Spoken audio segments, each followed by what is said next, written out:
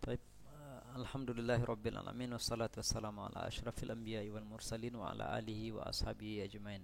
Ikhwan wa akhawat, barakallahu fikum jami'an. Nuwasil qira'atana li kitab Taysir Ilmi Usulil Fiqhi li Syekh Abdullah bin Yusuf Al-Judayya.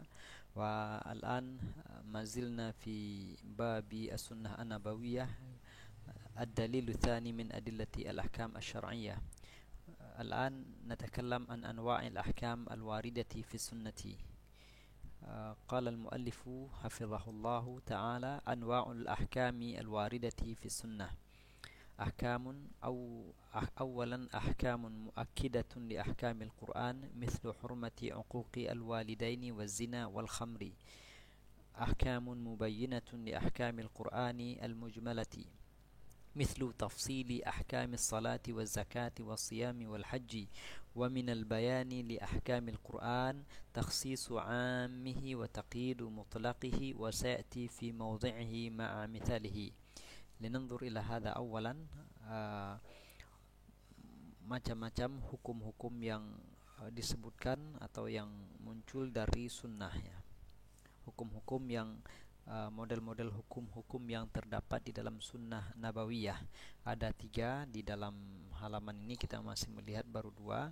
Yang pertama adalah hukum-hukum yang menegaskan hukum-hukum yang ada di dalam Al-Quran, yaitu sunnah-sunnah yang berfungsi menegaskan hukum-hukum yang telah disebutkan di dalam Al-Quran.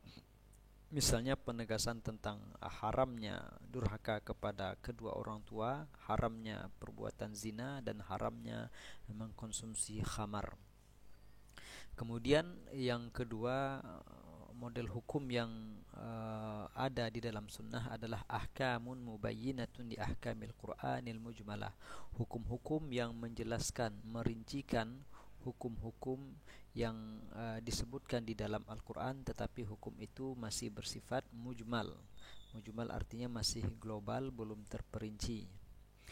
Mithaluhu au mithlu tafsili ahkamis salah, yaitu perincian tentang hukum-hukum salat, karena di dalam Al-Quran baru diperintahkan wa aqimus salah, belum tentang tata caranya. Maka sunnah Nabi ialah yang menjelaskan hukum-hukum yang berkaitan dengan tata caranya. Demikian juga dengan hukum-hukum zakat, puasa, dan ibadah haji. Dan termasuk dalam apa yang disebut penjelasan sunnah terhadap Al-Quran, terhadap hukum-hukum dalam Al-Quran, yaitu takhsisu amihi, takhsis lafaz-lafaz Al-Quran yang bersifat umum, dan taqyid lafaz-lafaz yang masih mutlak. Dan beliau katakan wasayati fi mawdhihi ma'a mithalihi, dan kedua hal ini akan dijelaskan pada tempatnya, yaitu yang berkenaan dengan qawaid usuliyah, kaidah-kaidah istinbat, kaidah-kaidah kebahasaan, kaidah semantik dalam yang diperlukan untuk menjelaskan, untuk menafsirkan aspek hukum dari Al-Quran dan Sunnah Nabi Muhammad sallallahu alaihi wasallam.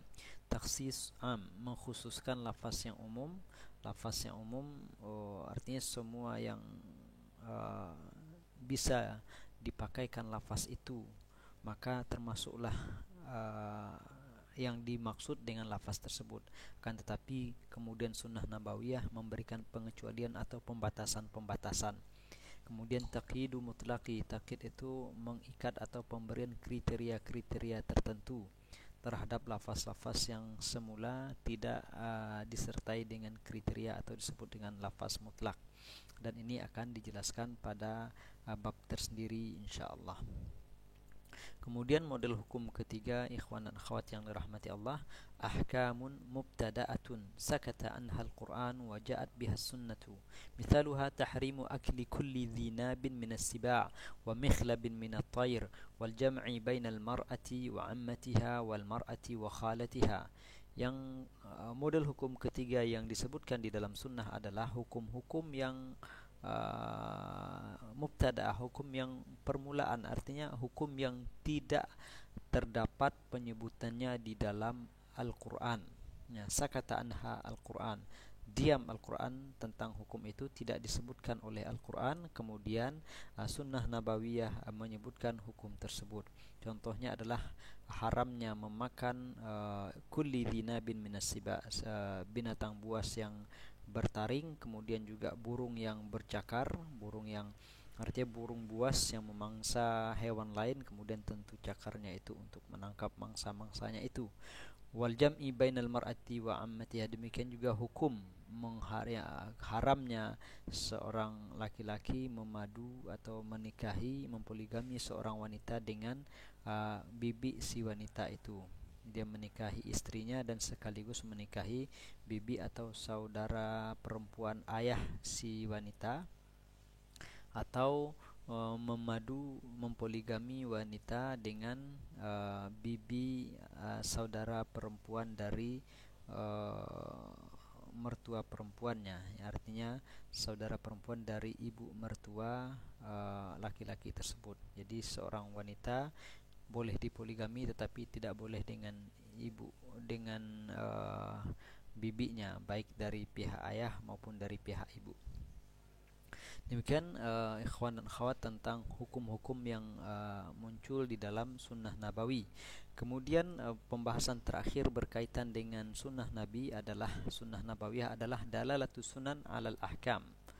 Dalalah artinya penunjukan hukum, penunjukan sunnah terhadap hukum. Dalalah itu penunjukan makna dari sesuatu lafaz, ya. Dengan demikian sunnah tentu menunjukkan hukum-hukum tertentu. Nah, bagaimana sekuat apa sunnah itu mengisyaratkan atau menunjukkan sebuah hukum sehingga ada kalanya akan menimbulkan perdebatan dan ada kalanya tidak lagi menimbulkan perdebatan.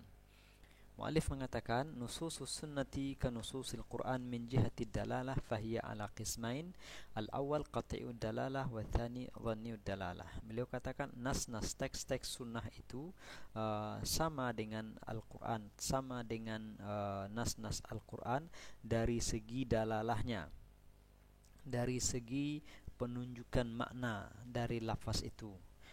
Baik Al-Quran maupun sunnah itu dalalahnya terhadap makna ada dua macam. Yang pertama adalah qat'iyud dalalah, bahwa interpretasi yang ditunjukkan oleh lafaz itu qat'i, pasti. Bagaimana kita katakan pasti? Ya, tidak mengandung kemungkinan yang lain. Artinya interpretasinya tunggal, penafsirannya tidak ambigu, tidak mengandung kemungkinan-kemungkinan yang lain, hanya satu tafsiran di situ. Nah, inilah yang disebut dengan qat'iyud dalalah.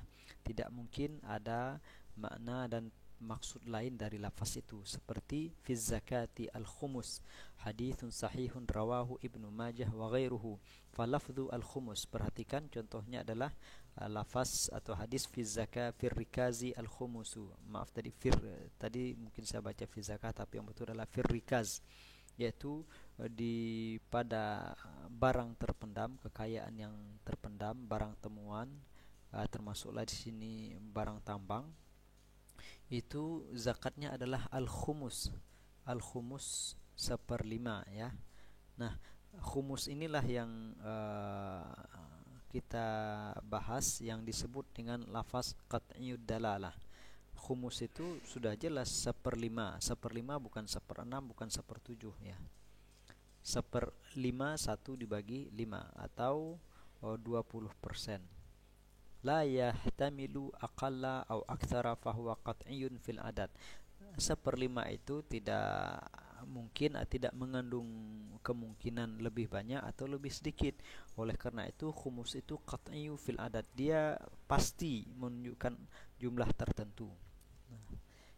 Itu qat'iyud dalalah. Adapun yang kedua tadi dhanniud dalalah, dalalahnya itu belum final, belum pasti, ada beberapa kemungkinan, walaupun kemungkinan yang lain itu barangkali tidak sekuat kemungkinan yang pertama, tetapi bisa jadi itulah yang benar.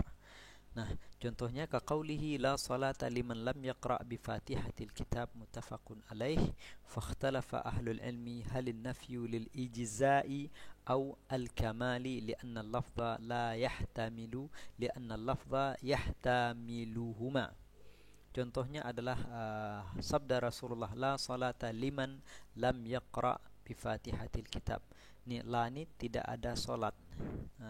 Tidak ada salat liman lam yaqra, artinya ini la nafiyah lil jins, tidak ada yang namanya salat itu bagi orang yang tidak membaca Fatihatil kitab. Dia tidak membaca Fatihah dalam salatnya, maka tak adalah salat untuknya. Maka tidak ada salat ini maksudnya apa? Apakah salatnya ada kemungkinan salatnya tidak sah, ada kemungkinan salatnya tidak sempurna. Hadis ini muttafaq alaihi, akan tetapi perhatikan fakhtalafa ahlul ilmi halin nafyu lil ijza' au al kamal. Ulama berbeda pendapat. Penafian di sini, ya, peniadaan di sini itu maksudnya tidak sah, ya, tidak sah atau tidak sempurna.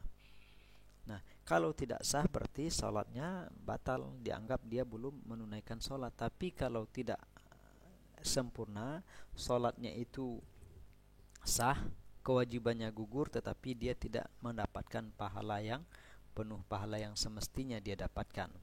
Li'anna lafdha yahtamiluhuma, karena lafaz la itu ya kemungkinannya kedua-duanya bisa termaktub di dalamnya. Ya, artinya kedua kemungkinan itu ada. Karena di sini tidak ada dijelaskan la salata kamilan, la salata mujzi'an. Nah, kalau ada ungkapan seperti itu maka dia menjadi qat'iyud dalalah. Sudah ditamyiz, tidak ada salat, ya tidak ada di sini adalah tidak sah salatnya itu kalau dikatakan la salata mujzi'ah.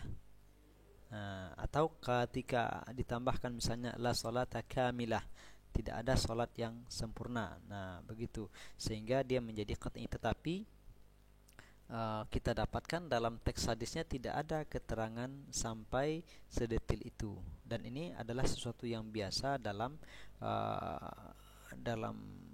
berbahasa. Hanya saja nanti akan kembali kepada pemahaman masing-masing dan bagaimana mereka menemukan indikator-indikator atau qarinah-qarinah untuk menguatkan tafsir mana yang dimaksud. Apakah la salata mujzi'ah, tidak sah salatnya, ataukah la salata kamilah, tidak sempurna salatnya.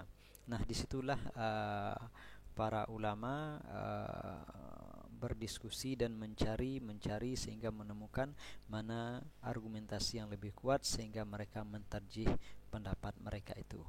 Demikian tentang dalalatu as-sunnah ala al-ahkam. Ada dalalahnya yang qat'i dan ada dalalahnya yang zanni. Tetapi secara umum biasanya dalalah as-sunnah itu lebih jelas, lebih dekat dia kepada qat'i dibandingkan dengan dalalah ayat-ayat Al-Qur'an yang berkaitan dengan hukum. Karena sunnah Nabi itu salah satu atau fungsi utamanya tadi adalah membayan, menjelaskan, menerangkan dan merincikan hukum-hukum yang masih mujmal yang ada di dalam Al-Quran. Maka dengan sendirinya tentu dia lebih rinci, lebih spesifik dan lebih detail. Demikian ikhwan dan akhwat yang dirahmati Allah, kita selesai membahas tentang sunnah nabawiyah sebagai dalil hukum syar'i, dalil yang kedua setelah Al-Quranul Karim.